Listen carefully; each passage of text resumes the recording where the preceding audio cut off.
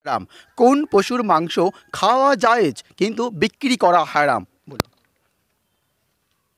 কোন পশুর? কোন পশুর মাংস খাওয়া জায়েজ কিন্তু বিক্রি করা হারাম?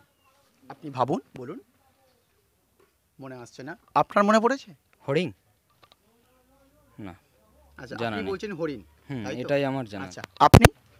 আমার ঠিক জানা নেই। জানা নেই, তাই তো? হ্যাঁ, ইনি বলেছেন যে হরিণ, কিন্তু না, আমার এখানে দেখাচ্ছে এনার উত্তর কিন্তু একেবারে ভুল হয়েছে। উত্তরটি হবে কিন্তু অবশ্যই কুরবানির গোস্ত। হ্যাঁ, কুরবানির গোস্ত খাওয়া জায়েজ কিন্তু বিক্রি করা হারাম।